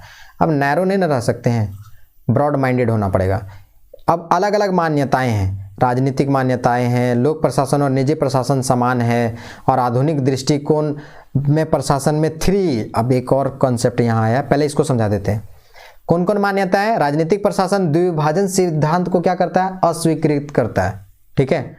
दूसरा जो है लोक और निजी प्रशासन समान है, ठीक है, इसी में मान्यताएं आधुनिक वाला में। और तीसरा जो है आधुनिक दृष्टिकोण में प्रशासन में 3E की अवधारणा पर बल देता है। तो यहाँ पर एक समझने की कोशिश करिएगा कि 3E का कंसेप्ट क्या है। जो 3E का कंसेप्ट है, 3E का कंसेप्ट, तो यानी 3 गो ई। पहला ई का मतलब होता है इकोनॉमी, दूसरा ई का मतलब होता है इफेक्टिवनेस, और तीसरा ई का मतलब होता है इफिशिएंसी।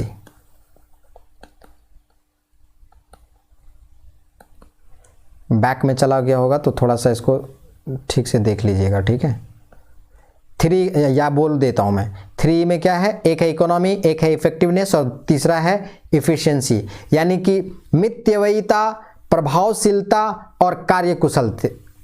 मितव्ययिता, प्रभावशीलता और कार्यकुशलता, ये आधुनिक दृष्टिकोण में प्रशासन जो है वो 3E के अवधारणा पर कार्य करता है। अब देखिए यहाँ तक तो हो गया। अब ये सबसे इम्पॉर्टेंट पार्ट, लोक प्रशासन का क्या महत्व है। तो इम्पॉर्टेंट है, ये भी इम्पॉर्टेंट बहुत ज़्यादा है क्योंकि ये भी पॉइंट है सिलेबस में। तो देखिए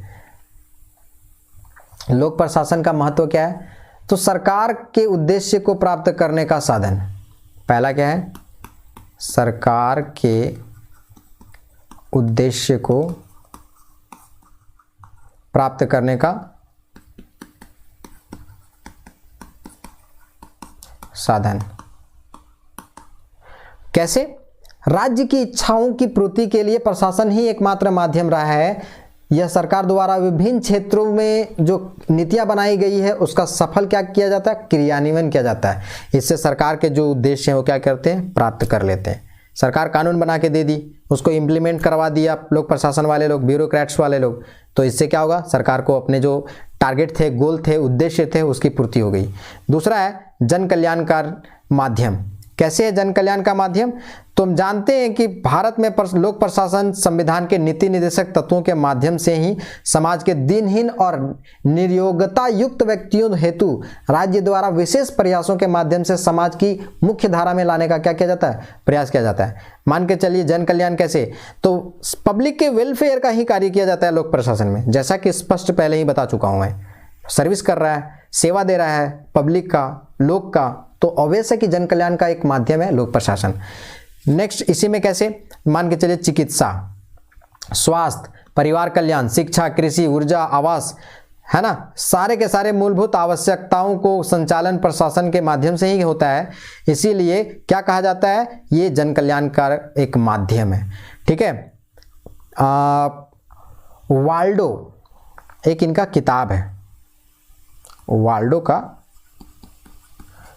फिर किताब को हम फिर से रिपीट क्यों कर रहे हैं? क्योंकि क्वेश्चन पूछ देता है कि जो एडमिनिस्ट्रेटिव स्टेट बुक, एक किताब है एडमिनिस्ट्रेटिव स्टेट, जो बुक है वो किसके द्वारा लिखा गया है? तो वाल्डो महोदय के द्वारा। ठीक है, 1948 में। क्लियर है? इसमें क्या कहा गया है? तो प्रशासन जो है ना वो जन्म से लेकर कब्र तक विद्यमान है। वाल्डो महोदय का कहना था कि प्रशासन जो है वो जन्म से लेकर के कहाँ तक? कब्र तक, मतलब अंतिम सफर तक ये क्या है? प्रशासन इन्वॉल्व है। नेक्स्ट हमारा पॉइंट तीसरा नंबर, ये भी इंपॉर्टेंट है। इंपॉर्टेंट कैसे है? तो एकता, अखंडता और शांति बनाए रखने में इसका महत्वपूर्ण योगदान है।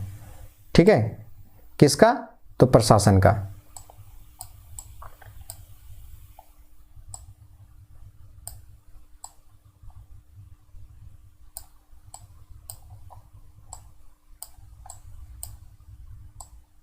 चलो, तीसरा जो पॉइंट है हमारा वो क्या है? एकता, अखंडता व शांति व्यवस्था कायम बनाए रखने के लिए। हम जानते हैं सीमा पर रक्षा कौन करता है? हमारे सैनिक। वहाँ पर भी क्या हो रहा है? एडमिनिस्ट्रेशन हो रहा है। शांति काल में सीमाओं की रक्षा, राष्ट्र की आंतरिक एकता, अखंडता, शांति व्यवस्था बनाए रखना, सांप्रदायिक सौहार्द, समरसता बनाए रखने का दायित्व, ये सब किसका पार्ट है? ये सारे के सारे पार्ट है हमारा लोक प्रशासन का।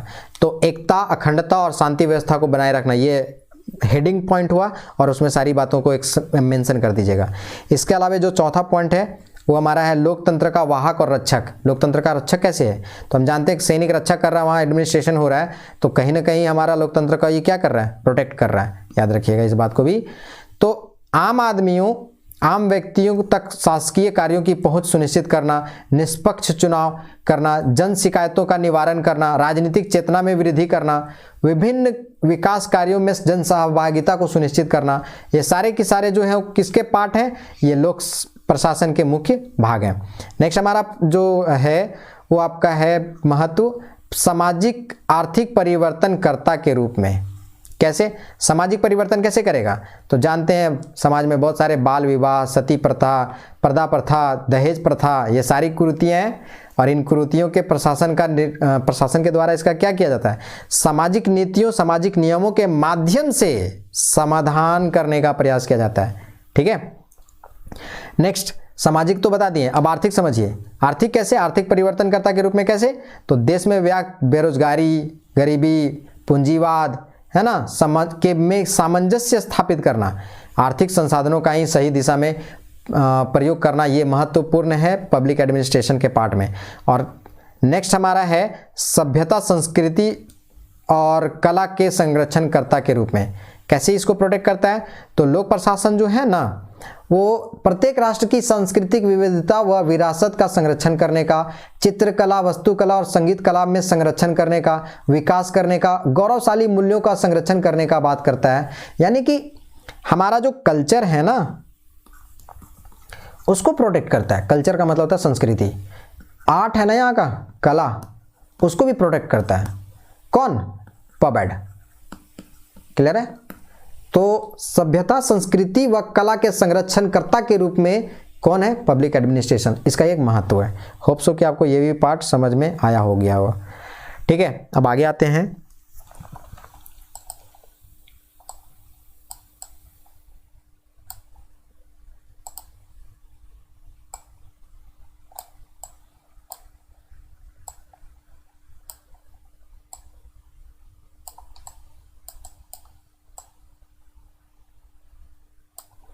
नेक्स्ट हमारा पॉइंट है 7वां नंबर, वो है विधि व न्याय प्रदान करना। कैसे? तो लोक प्रशासन का हम जानते हैं कि कर्तव्य क्या है कि संविधान द्वारा निर्मित कानून, नियम, नीतियों का निर्धारित मापदंडों के अनुसार राजकीय कार्यों का संचालन करना। ठीक है, और दूसरा जो पॉइंट है वो है विधि का उल्लंघन करने वालों व्यक्ति को दंडित करना। और न्यायपालिका का कार्य है कि निर्णयों के पालन को सुनिश्चित कराना। ये सारी बातें जो है विधि व न्याय को प्रदान करता है हमारा लोक प्रशासन। ठीक है, ये पॉइंट भी इंपॉर्टेंट है 7वां नंबर, विधि व न्याय प्रदान करना। नेक्स्ट है आजीविका का माध्यम। अब आजीविका का माध्यम कैसे है? ये आजीविका का माध्यम है कैसे? अधिकतर देशों में कार्यशील जनसंख्या का एक बड़ा हिस्सा राजकीय सेवाओं में क्या है? कार्य करता है। एक अनुमान के अनुसार भारत में लगभग 2 करोड़, यूएसए में 18% और फ्रांस में 33%, स्वीडन में 38% लोग राजकीय सेवाओं में कार्यरत हैं। तो कहीं ना कहीं एडमिनिस्ट्रेशन में इन्वॉल्व है ना। 2 करोड़ लोग, आप भी हिस्सा बन सकते हैं अच्छे से अगर पढ़ें तो। ठीक है, आजीविका का ये क्या है? माध्यम है लोक प्रशासन। 9वां पॉइंट है, देखिए इतना पॉइंट में आपको कुछ भी अगर इंपॉर्टेंट वाला याद रह गया ना तो बहुत सारा लिख सकते हैं। मैक्सिमम है यहाँ पर, आप मिनिमम भी याद करिए और बढ़िया से खाली हेडिंग डालिएगा, रिप्रेजेंटेशन बढ़िया से करिएगा। मैं ऐसी कोशिश कर रहा हूँ कि सारे के सारे लोगों को ऐड ऑन करूं ग्रुप के माध्यम से और मेंस का आंसर प्रैक्टिस कराने वाला हूं।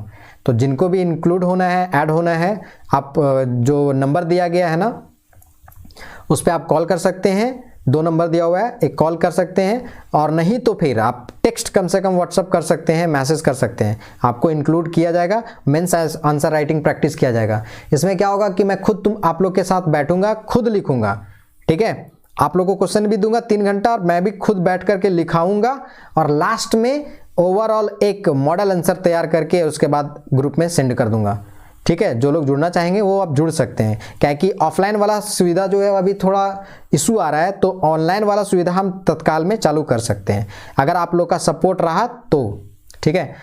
अब देखिए 9वां जो पॉइंट था ना, लोक प्रशासन अध्ययन के विषय के रूप में कैसे है। तो देखिए लोक प्रशासन के अध्ययन से शैक्षणिक ज्ञान के साथ साथ प्रशासन की एक समझ विकसित होती है ना। शैक्षणिक तो ज्ञान जाएगा ही जाएगा, इसके अलावा क्या होगा, आपको प्रशासन की एक समझ विकसित हो जाएगी। दूसरी बात है, इसका अध्ययन करने वाले में अच्छे नागरिक बनने की गुणों का जो है वो क्या हो जाता है, विकास हो जाता है। लोक प्रशासन जो पढ़ लिया उसमें अच्छे क्वालिटी आ ही जाएंगे। विल्सन महोदय कुछ स्टेटमेंट दिए हैं, इन्होंने कहा है कि लोक प्रशासन सरकार की चौथी शाखा है। देखिए ये स्टेटमेंट दे देगा आपको कि लोक प्रशासन सरकार की चौथी शाखा है। लोक प्रशासन सरकार की कौन सी शाखा है, चौथी।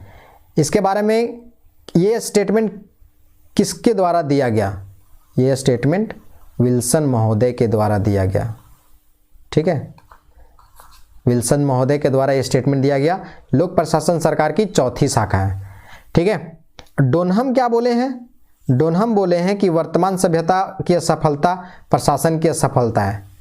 अगर सभ्यता असफल होती है तो यानी कि प्रशासन फेल हुआ है, इसीलिए सभ्यता फेल हो गई है।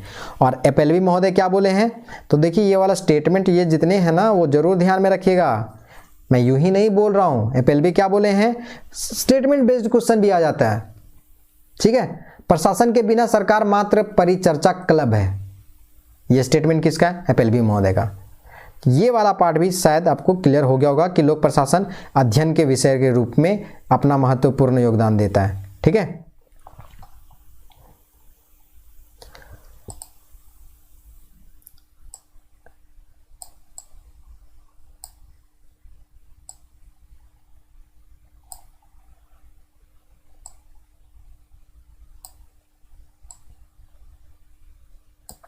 चलो आगे देखते हैं।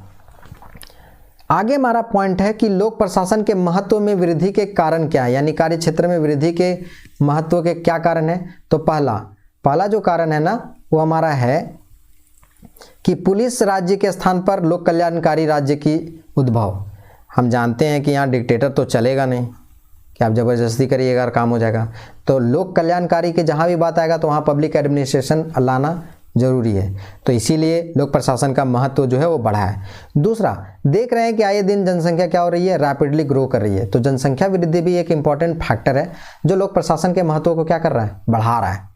तीसरा पॉइंट है हमारा, तीसरा पॉइंट है पर्यावरणीय निम्नीकरण, मतलब अकाल हो रहा है, सूखा आ रहा है, बाढ़ है, ग्लोबल वार्मिंग है, ये सब कारण के से भी लोक प्रशासन क्या हो रहा है, अब महत्वपूर्ण हो जा रहा है। कैसे, मान के चलिए कि अगर पर्यावरण निम्नीकरण नहीं होता तो लोक प्रशासन वाले लोग इन्वॉल्व नहीं होते, अकाल आता है तुरंत मैनेजमेंट चालू हो जाता है, एडमिनिस्ट्रेशन चालू हो जाता है, सूखा में बाढ़ जब आ जाती है तुरंत एडमिनिस्ट्रेशन चालू हो जाता है ना, तो कहीं ना कहीं लोक प्रशासन का महत्व बढ़ाने में पर्यावरण निम्नीकरण का इंपॉर्टेंट रोल है। नेक्स्ट है वर्ग संघर्ष। आए दिन आपको देखेंगे कि एक वर्ग दूसरे वर्ग से क्या रहा है, भिड़ रहा है, तो ये वर्ग संघर्ष भी हमारा लोक प्रशासन के जो ये है ना उसको क्या कर दे रहा है, बढ़ा रहा है क्षेत्र को या महत्व को। इसके अलावा सांप्रदायिक दंगे सॉरी जातीय हिंसा, ये भी क्या कर रहा है, लोक प्रशासन के महत्व को बढ़ा रहा है। नस्ल भेद लोक प्रशासन के महत्व को बढ़ा रहा है। साइबर क्राइम भी हो रहा है। औद्योगिक क्रांति है, आतंकवाद है, नक्सलवाद है, ये सारे के सारे जो तत्व हैं ना ये क्या कर रहे हैं, तो लोक प्रशासन के महत्व को बढ़ाने में मदद कर रहे हैं। ठीक है, होप सो कि आपको यहाँ तक क्लियर हो गया होगा। देखिए, आप लोगों को मैं ना अपना बेस्ट देने की कोशिश किया हूँ और मैं अपना बेस्ट दे करके ये उम्मीद करता हूँ कि आपको समझ में आ गया होगा। अगर नहीं भी समझ में आया होगा, मेरे समझाने में क्या कमियां रह गई होगी, आप लोग से एक सबसे बढ़िया है कि इंटरेक्शन ठीक ढंग से होता है। आप लोग जो रिकमेंड करते हैं वो मुझे अच्छा लगता है, तो आपका जो रिकमेंडेशन है वो उसका मैं वेलकम करता हूँ। आप ज़रूर बताएं कि ये जो लेक्चर शूट हुआ है इसमें और क्या इम्प्रूवमेंट करने की ज़रूरत है, और आने वाले जो लेक्चर होंगे ना उसमें ये इम्प्रूवमेंट आपको देखने को मिलेंगे। ठीक है, वो बातें आप ज़रूर मेंशन करें कि इसमें क्या कमी रह गई या हमको और क्या एक्सप्लेन करना था, ज़रूर मेंशन करें ताकि मैं उस पर काम करूं। और बाकी अपना प्यार जिस तरह दे रहे हैं वैसे बनाए रखिएगा। बाकी मिलते हैं नेक्स्ट वीडियो में, तब तक के लिए थैंक यू वेरी मच।